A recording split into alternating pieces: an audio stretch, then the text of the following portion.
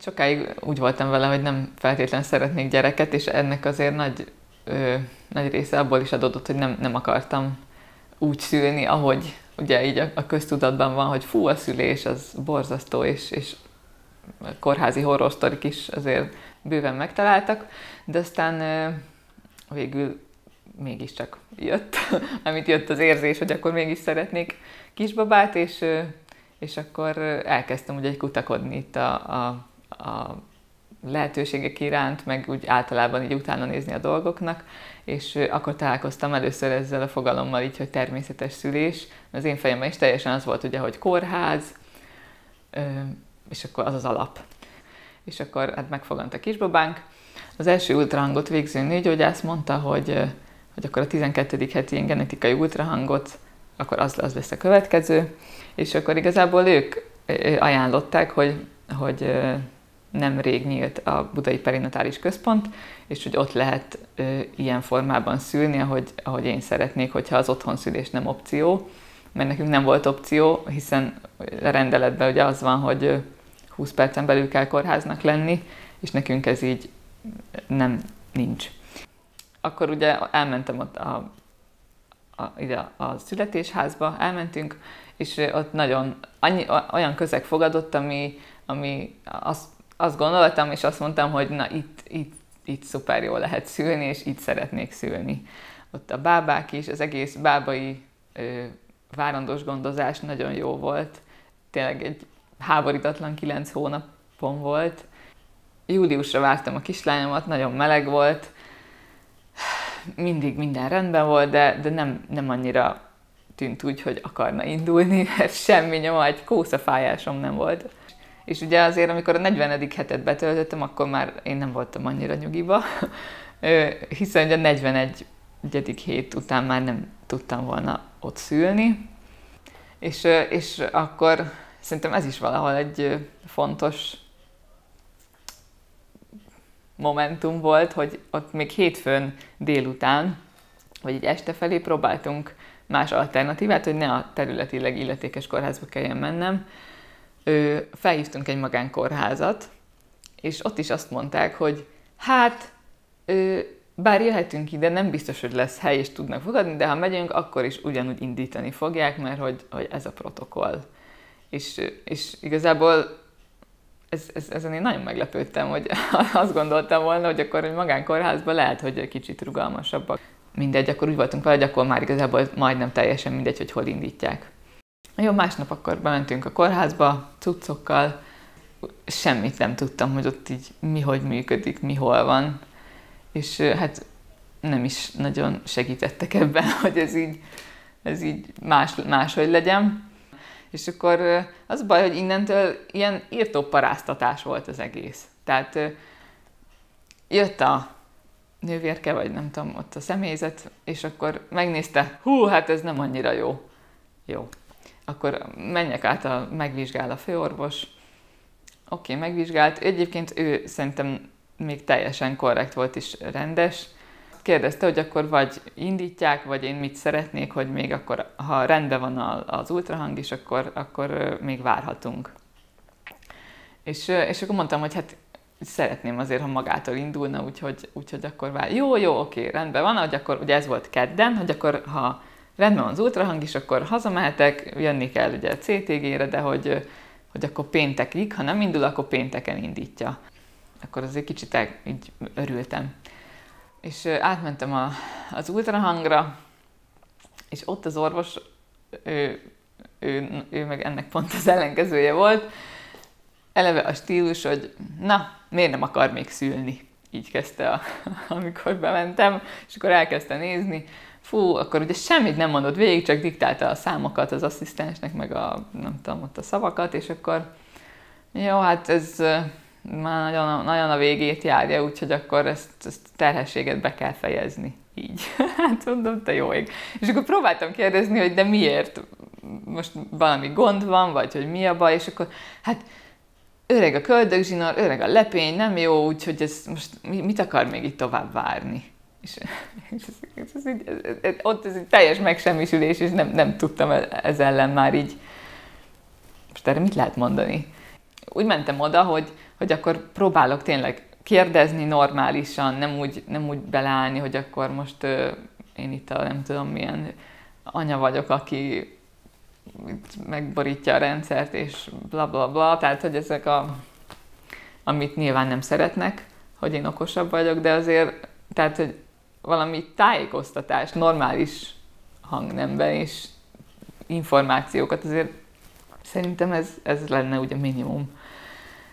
Na mindegy, úgyhogy ez nem sikerült, és akkor jó, rögtön akkor felvettek a szülőszobára, és akkor ott is azt se tudtam, hogy most a Branilt akarja betenni a szülésznő, mert csak mondta, hogy veszek vért. Mondom, jó. És akkor ugye megszúrt, és akkor nyilván kicsit összerezzentem, és akkor rögtön, hogy nem mozogjon már, hát akkor mellé fog menni a Branil, és nem is tudtam, hogy most ez ott fog maradni a kezemben. Tehát, hogy így tényleg semmit nem mondanak, és végig ez volt ami így a tapasztalatom, hogy nincs tájékoztatás, mint hogyha én értem, hogy ők tudják, hogy mi történik, de az, hogy valaki így oda megy a semmiből mezei nő, és akkor, hogy miért nem lehet elmondani, hogy mi fog történni. Na és akkor jó, CTG, minden, az tök rendben volt. És akkor eltelt nem tudom hány óra, akkor jött újra a főorvos, és akkor így rám néz, hát maga mit keres itt? És akkor így mondom, te jó Isten! Hát mondom, akkor így nem is kéne itt lennem, szóval, hogy... És ott volt az ultrahangos orvos, és konkrétan ott így nekiálltak így, hát nem az, hogy veszekedni, de vitatkozni, de hogy így, hát, hogy most miért? Hát én minden rendben volt. Hát, de hát, hogy a köldögzsinór meg a izé. Jó, de hát a CTG rendben van, hogy... És akkor vizsgált, és akkor is, hogy nem érez semmit. Hát mondom, nem. Hát jó, hát mindegy, akkor most már itt van, akkor maradjon, akkor szülni fog. És akkor itt éreztem, az volt a pont, hogy oké, akkor most így bedarált a rendszer. Tehát, hogy onnan már nem volt kiút, kezemben a Branil, minden jó. És ez lehetett szerintem ilyen délután 1-2 körül, és egész délután semmi nem történt.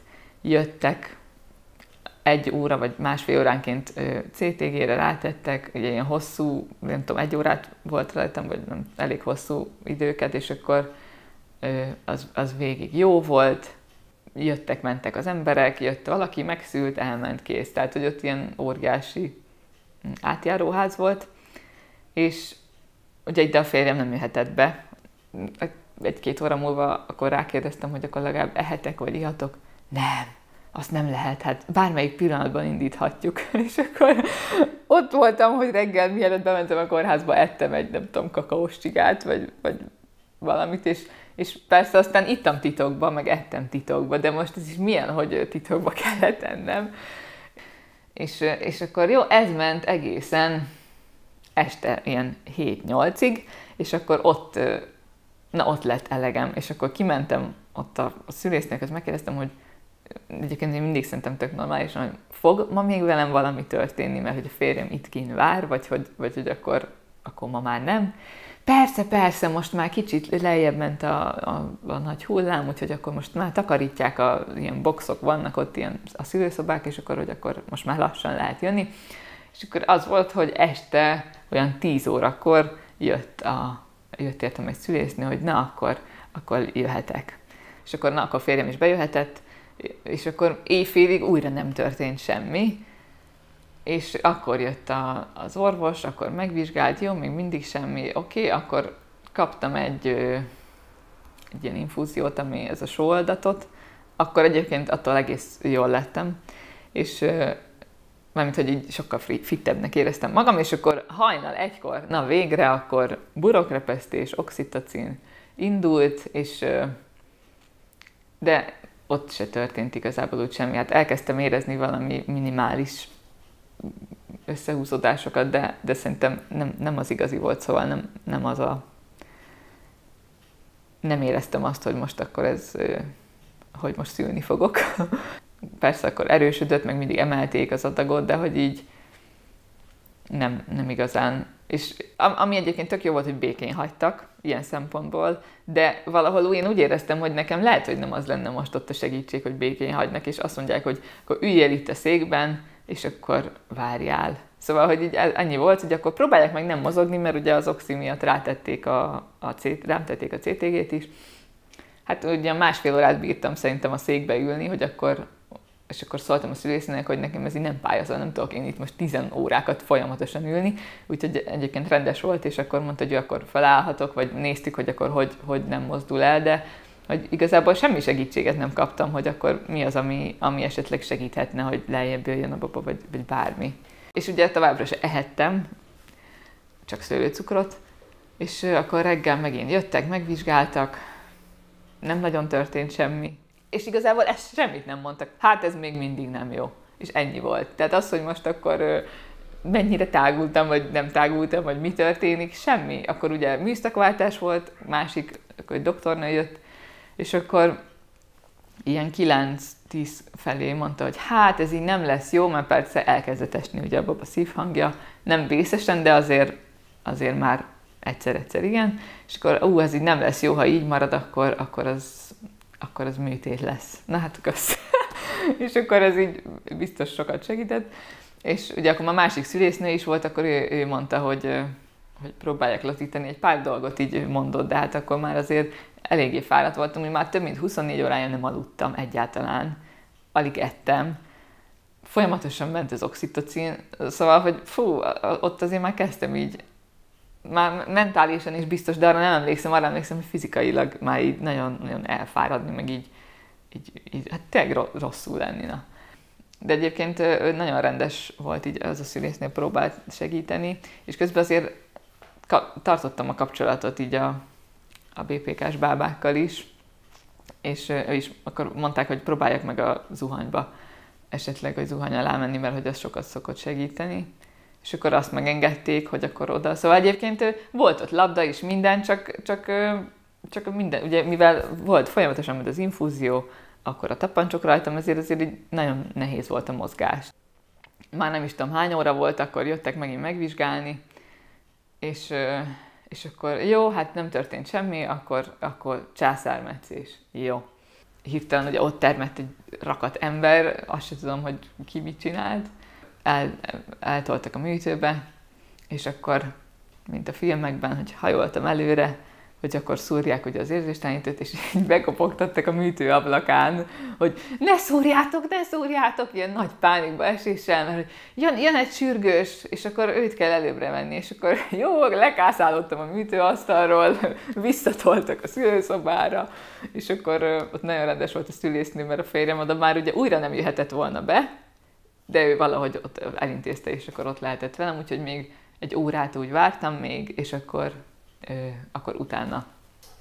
Akkor egyébként ott a műtőben is tényleg nagyon flottul ment minden, és nagyon rendesek voltak. Végig ott beszéltek hozzám az aneszteziológus is, mondta, hogy mi fog történni, hogy mit fogok érezni, és egyébként ez nagyon sokat segített.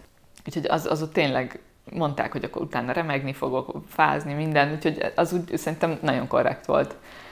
És akkor kiemelték a kislányomat, azt is ugye akkor megmutatták, kivitték, visszahozták megint, akkor oda tették hozzám egy picit.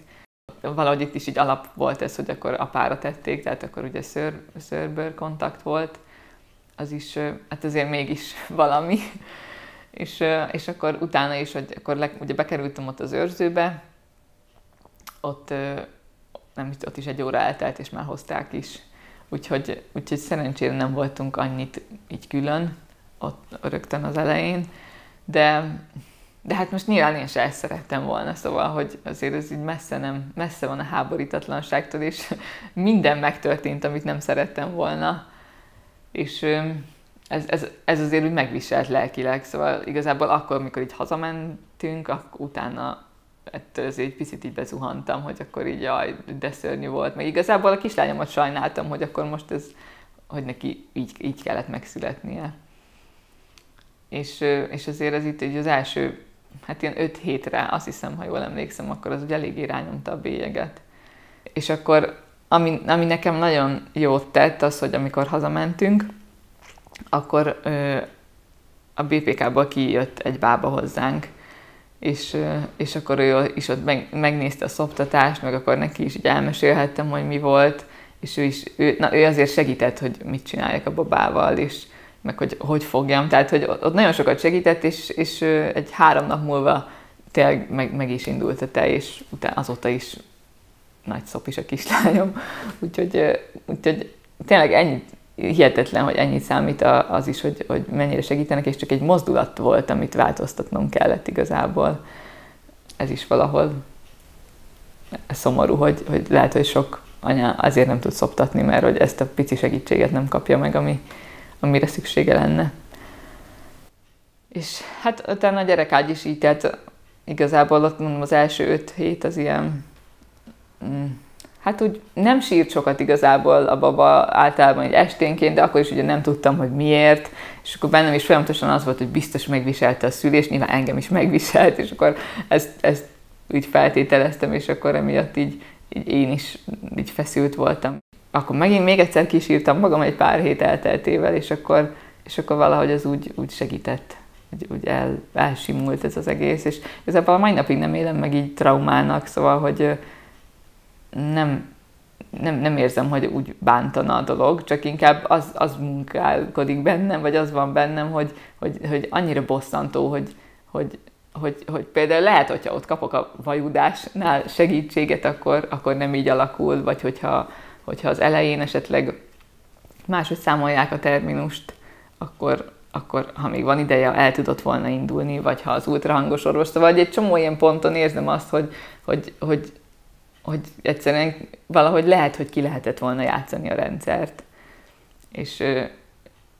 És ez, ami leginkább bosszant, hogy miért kell kijátszani a rendszert. Szóval, hogy egyáltalán ezen kell gondolkodni, hogy akkor most én ne utolsó menstruáció dátumnak ne azt mondjam hanem máshogy számolják, hogy akkor a végén ne legyen ez, hogy már pedig indulni kell, vagy akkor közben. És az ultrahangon is az volt a legszörnyűbb, hogy most mondta ezt az orvos, és akkor most honnan tudjam, hogy tényleg így volt, vagy nem így volt. És ez ami leginkább elbizonytalanított ott helyben, mert megcsinálhattam volna, gondolom, hogy akkor azt mondom, hogy köszönöm szépen, megkérek még valakit, hogy nézzem meg viszontlátásra. De mi van, ha közben tényleg? Ha közben tényleg már nem jó neki ott a keringés, vagy akármi, és akkor nyilván ezt se szerettem volna. Úgyhogy ez igazából ez az, ami bosszant azóta is, és ebben még úgy érzem, hogy nem tudtam így ebbe belenyugodni.